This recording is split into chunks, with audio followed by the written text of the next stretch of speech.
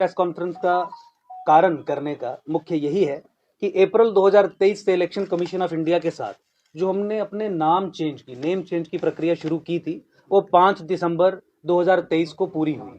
बहुत सारे ups and downs आए, बहुत सारे इश्यूज ऐसे क्रॉप अप हुए कि हमें कोर्ट का भी सहारा लेना पड़ा इलेक्शन कमीशन के संबंध में। एकजुट जम्मू, जो जम्मू संभाग में civilisational war in terms of different issues जो हमने टेकअप यहाँ पे किए, चाहे वो 370 के खिलाफ लड़ने की बात हो, चाहे वो डेमोग्राफिक इन्वेजन के खिलाफ अपनी बात रखने की बात हो, जम्मू की पॉलिटिकल डिसएम्पावरमेंट और कश्मीरी हेजिमनी की बात हो, राष्ट्रीय सुरक्षा से क्या उसका दृष्टिकोण है उसकी बात हो, और उससे फिर प्रेरित होकर जिस तरीके से एकजुट जम्मू राष्ट्रीय स्तर पे जाके एकजुट भारत, एकजुट सनातन भारत और एकजुट का संस्कृत अनुवाद एकम एकम सनातन भारत बना। तो इलेक्शन कमीशन के साथ हमारी ये लगातार प्रक्रिया चल रही थी कि हमें राष्ट्रीय स्तर पर रिकॉग्निशन मिले। 5 दिसंबर 2023 का ये आदेश जो इलेक्शन कमीशन ऑफ इंडिया ने इशू किया, जो हमें ईमेल के माध्यम से और स्पीड पोस्ट के माध्यम से भेजा गया, आज मैं प्रेस कर्मियों के सामने वो रख रहा हूं। आपकी और दर्शकों की सुविधा के लिए मैं इसे पढ़ भी लूंगा और फिर इसकी क्या इंप्लीकेशन है उसके ऊपर भी 1 मिनट के लिए आपसे मैं बात रखूंगा। आप ये देखिए कि ये जो एड्रेस किया जा रहा है इलेक्शन कमीशन ऑफ इंडिया के द्वारा, ये टू द प्रेसिडेंट एकम सनातन भारत दल को किया जा रहा है। एकम सनातन भारत दल को ये चिट्ठी लिख के बताया जा रहा है कि कमीशन ने जो 28/11/2023 को फॉलो अप कम्युनिकेशंस थी वो जब रिसीव किया ऑन द सब्जेक्ट साइटेड, और ये बताने के लिए किया जा रहा है कि the change in name of your party from Ekjut Jammu to Ekam Sanatan Bharat Dal has been taken on record.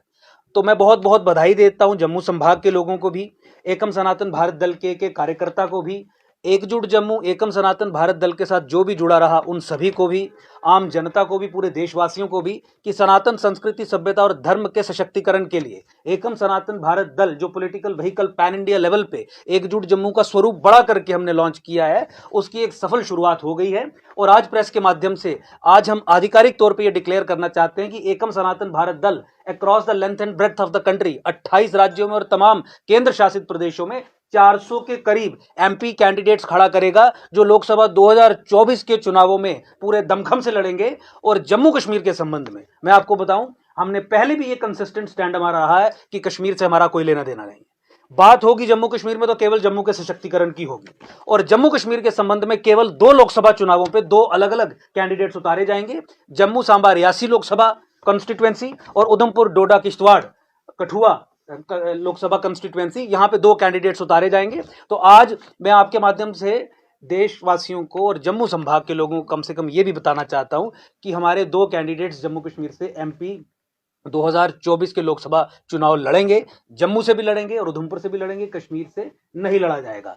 एकम सनातन भारत दल की मीटिंग जो हमारा केंद्रीय कार्यालय है वो दिल्ली के द्वारका में हमने सेटअप किया है, और मुझे बताने में ये भी आपको बहुत बहुत खुशी हो रही है कि सैटरडे और संडे 9 और 10 तारीख 9 और 10 दिसंबर को स्वयं मैं वहां पे था, जहां हमने तमाम राज्य के जो इलेक्टेड स्टेट प्रेसिडेंट्स हैं उन्हें वहां पे बुलाया था ताकि लोकसभा 2024 के चुनावों की तैयारी के बारे में समीक्षा की जा सके।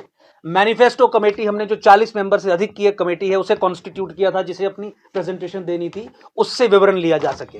मुझे बताते हुए आपको बहुत खुशी हो रही है कि एकम सनातन भारत दल पूरे देश के लिए, चाहे वो राष्ट्रीय सुरक्षा का मामला हो, चाहे वो फॉरेन पॉलिसी का मामला हो, चाहे वो इंटरनल इश्यूज का मामला हो, चाहे वो विमेन एंड चाइल्ड एम्पावरमेंट की बात हो, छोटे से छोटा विषय और ऊपर से ऊपर का विषय, पेट्रोल के दाम की बात हो, एलपीजी के सिलेंडर की बात हो, किस तरीके से दाम घटाए जाएंगे, टैक्सेशन की बात हो, तमाम विषयों पे अपना एक ऐसा मैनिफेस्टो रखेगी जो देश के लिए एक प्रेरणा का स्रोत बनेगा, हर एक पॉलिटिकल पार्टी के लिए एक प्रेरणा का स्रोत बनेगा।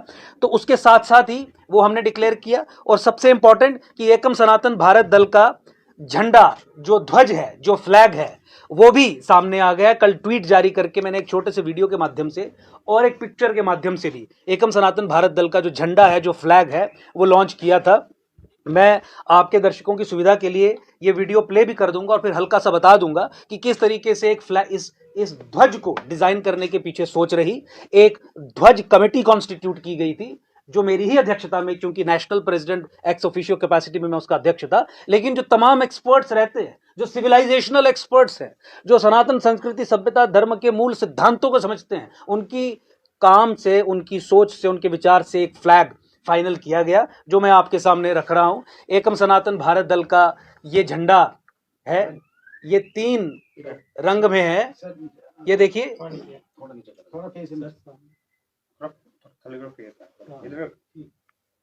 ये झंडा एकम सनातन भारत दल का फाइनल किया गया है। ये झंडे में आपको 3 रंग दिख रहे हैं। मैं एक एक चीज का विवरण दूंगा, हल्के से झंडे का विवरण आपको मैं दे दूं। ये झंडा है, मैं ट्वीट के माध्यम से भी और ऐसे भी आपको इसकी कॉपी प्रोवाइड करा दूंगा, लेकिन मैं इस झंडे के बारे में कुछ बताना चाहूंगा पूरे देशवासियों को। एकम का ध्वज 3 रंगों नीला, लाल और पीले रंग से बना है। आपने देखा पीला, लाल और नीला 3 रंग है इस ध्वज में। ध्वज में संकेत रूप में श्रीहरि के वाहन गरुड़ उपस्थित है। ये जो ब्लू कलर नीला रंग इसमें है वो गरुड़ का प्रतीक है, आक्रामकता का प्रतीक है।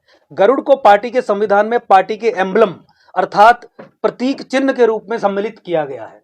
ध्वज पर स्थित गरुड़ ऊंचाई, वेग, लक्ष्य और आक्रामकता का प्रतीक है। इस ध्वज में सनातन धर्म के शैव नीला रंग शैव संप्रदाय, वैष्णव पीला, शाक्त शक्ति संप्रदाय लाल और गाणपत्य ए जो बना है बीच में एकम का, चारों बड़े संप्रदायों का मूल विचार छुपा हुआ है।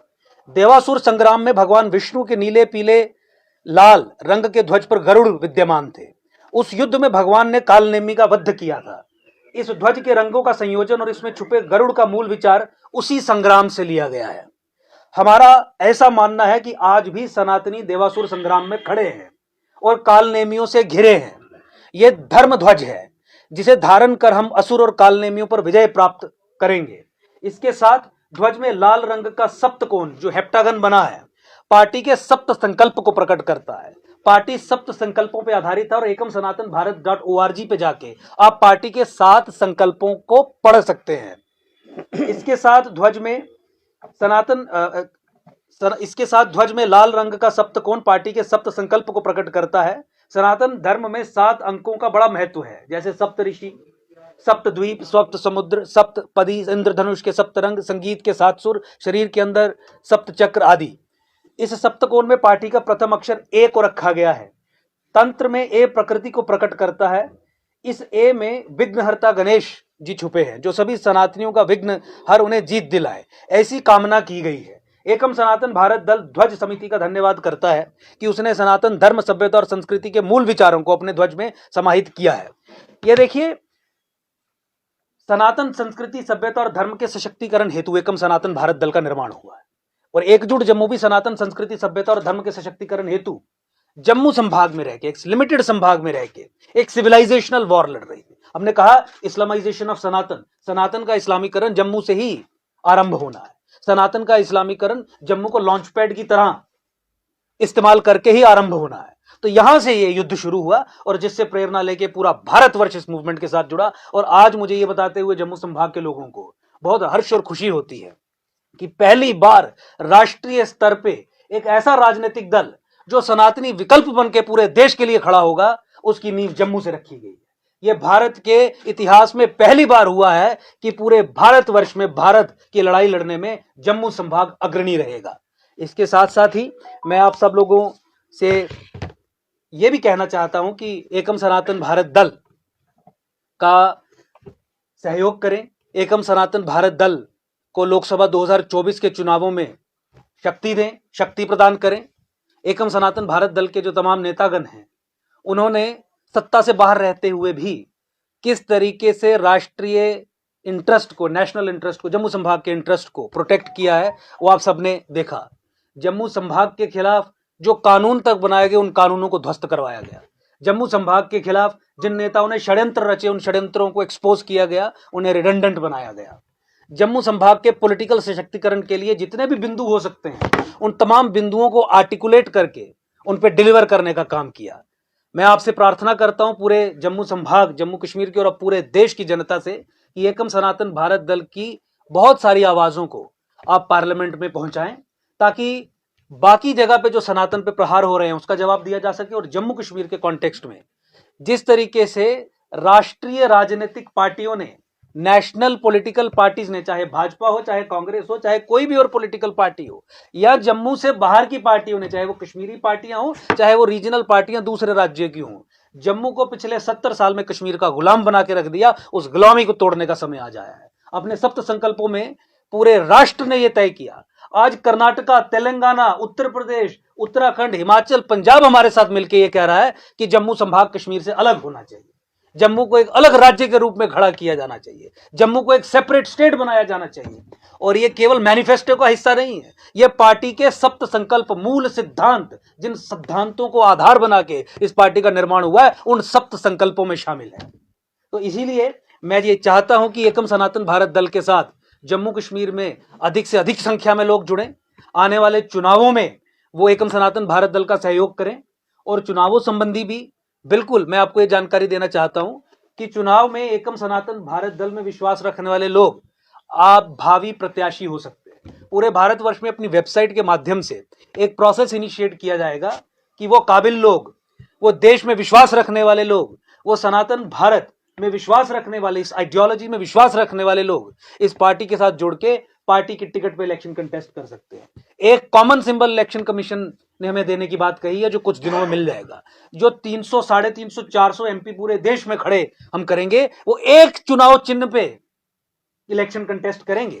ये कितनी बड़ी बात है कि एक ऐसी पार्टी जो जम्मू संभाग में पैदा हुई, धीरे धीरे धीरे धीरे धीरे करते हुए जम्मू संभाग के इंटरेस्ट को प्रोटेक्ट किया और पूरे राष्ट्र के इंटरेस्ट को भी प्रोटेक्ट करने का जिम्मा अपने कंधों पे लिया। उसके 400 एमपी जब खड़े होंगे तो एक चुनाव चिन्ह पे खड़े होंगे। और हमारे सप्त संकल्प, जिन सप्त संकल्पों को पढ़ के लाखों की संख्या में पूरे भारतवर्ष से लोग जुड़ रहे हैं।